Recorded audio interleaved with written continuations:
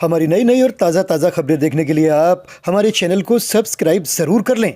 नई दिल्ली 21 जनवरी 2026 कांग्रेस कार्यालय इंदिरा भवन में भारत रत्न जननायक कर्पूरी ठाकुर की 113वीं जयंती के अवसर पर ओबीसी कांग्रेस द्वारा जननायक कहे जाने वाले पूर्व मुख्यमंत्री कर्पूरी ठाकुर व्याख्यान कार्यक्रम में संयोजक अनिल जय हिंद, राष्ट्रीय अध्यक्ष ओबीसी कांग्रेस जितेंद्र बघेल, सचिव राष्ट्रीय ओबीसी एडवाइजरी काउंसिल, मुख्य अतिथि देवेंद्र यादव, अध्यक्ष दिल्ली प्रदेश कांग्रेस कमेटी, मुख्य वक्ता डॉक्टर रतनलाल, प्रवक्ता अखिल भारतीय कांग्रेस कमेटी, वक्ता गण Yogendra Yogi, national coordinator OBC Congress Manoj Yadav, अध्यक्ष ओबीसी कांग्रेस उत्तर प्रदेश, राजेंद्र सेन ओबीसी कांग्रेस, अध्यक्षता राजीव वर्मा, अध्यक्ष ओबीसी कांग्रेस दिल्ली प्रदेश, और भी देश के अलग अलग प्रांतों से ओबीसी कांग्रेस के पदाधिकारी एवं दिल्ली के अलग अलग जिलों के अध्यक्ष शामिल हुए। हमने कांग्रेस ओबीसी बदरपुर जिला अध्यक्ष समाज सेवी अब्दुल रशीद मंसूरी एवं रंग बहादुर यादव से बात की। किसने क्या कहा, देखिए हमारी एक खास रिपोर्ट। इंद्रजीत बब्बू जी का स्वागत करेंगे। भाई अब्दुल रशीद मंसूरी जी हमारे जिला अध्यक्ष बदरपुर के। सबका स्वागत है, सबका स्वागत है। राजेंद्र सेन जी आप भी आगे आइए।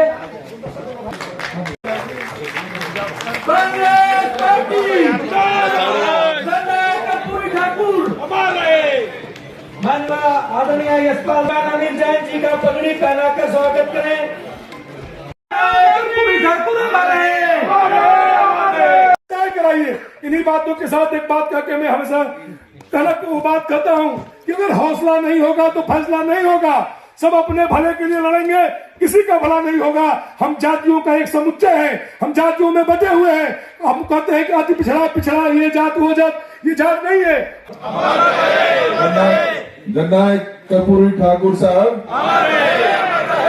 और आज इस मौके पर बस मैं इतना ही कहना चाहूंगा कि ये परंपरा आदरणीय अनिल जी, राजेंद्र जी जब से ओबीसी डिपार्टमेंट के, एससी डिपार्टमेंट के अध्यक्ष बने हैं, मैंने देखा है कि जो हमारे जननायक हैं, जो हमारे प्रेरणा स्रोत हैं, वो याद करने का सिलसिला भी शुरू हुआ है।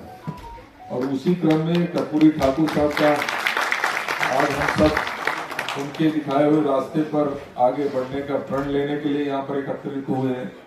हम सब उनके दिखाए हुए रास्ते पर आगे बढ़ने की कोशिश करने के लिए जो प्रयास आज जो हमारी ऑल इंडिया कांग्रेस कमेटी की तरफ से माननीय राहुल गांधी जी के नेतृत्व में काम हो रहा है, निश्चित ही बहुत ही मैं मुबारकबाद भी देना चाहता हूं। और सबको, हमारे जो डिपार्टमेंट के हेड्स हैं, उन सबके नेतृत्व को सलाम भी करना चाहता हूं। हमारे राजेंद्र सेन जी, हमारे जो आज की अध्यक्षता कर रहे हैं राजीव 103वीं जयंती की बधाई। और मैं समझता हूं कि आप अब थक गए होंगे, तो इसलिए बहुत ज्यादा बोलने का कोई फायदा नहीं है। हेलो, क्योंकि डाइजेस्ट नहीं होगा। साथियों, तो मेरा अनुरोध है कि बड़े ध्यान से इनकी बात करिएगा। बहुत बहुत धन्यवाद। जय कांग्रेस, जय ओबीसी और आप सबकी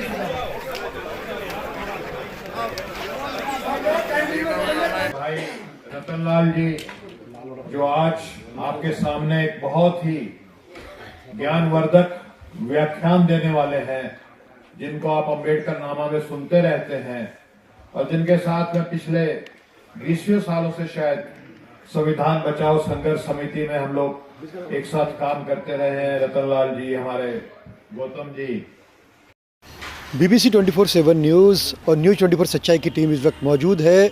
इंदिरा भवन के सामने हैं हम, और आज जो है पूर्व मुख्यमंत्री कर्पूरी ठाकुर जी की जयंती थी। ओबीसी जिला बदरपुर अध्यक्ष अब्दुल रशीद मंसूरी साहब हैं, उनसे बात करते हैं। सर, क्या कहना चाहेंगे आज के प्रोग्राम के बारे में?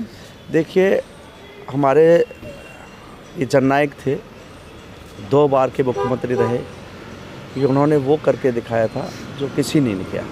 पिछड़ा वर्ग में अगर काम करने वाले थे वो हमारे कर्पूरी ठाकुर थे।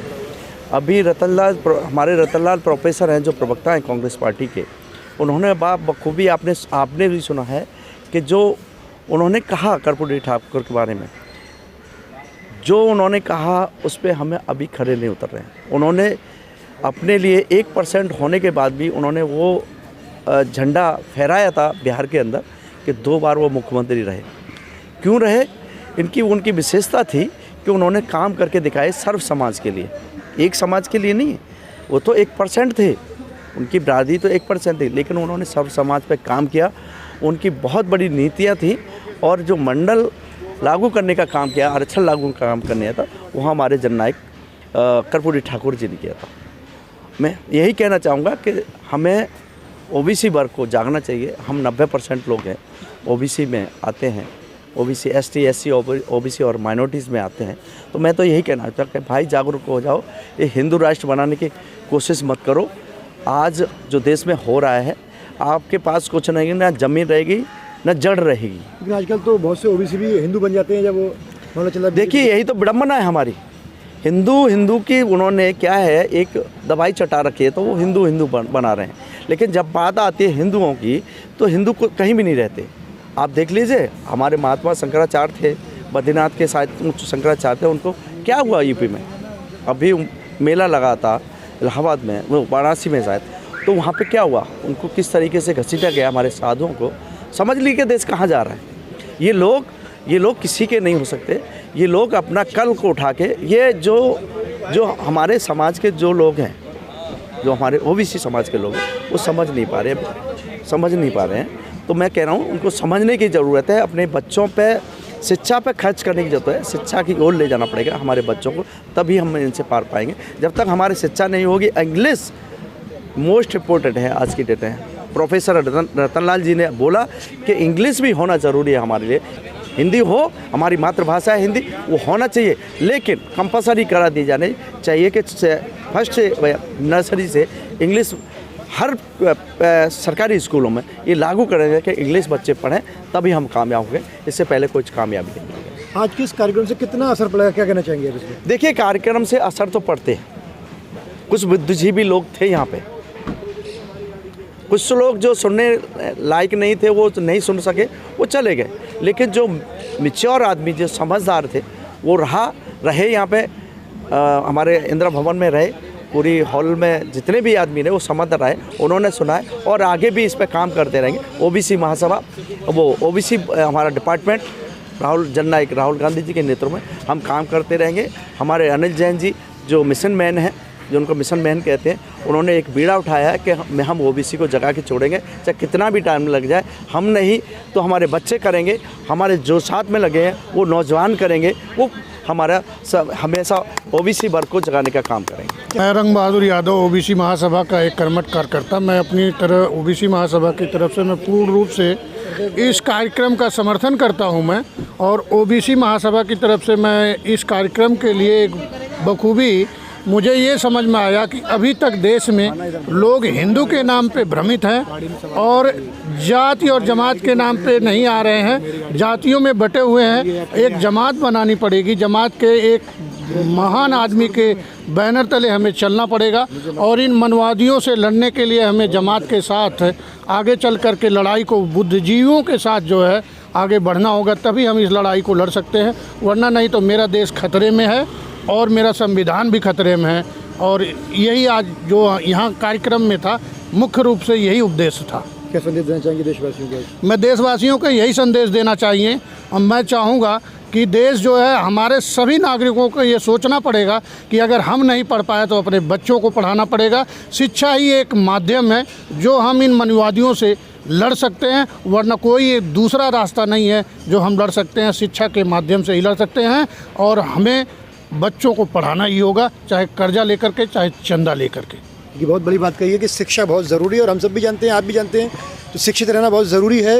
मैं video journalist Musarrat Qureshi, cameraman Khurshid Alam के साथ।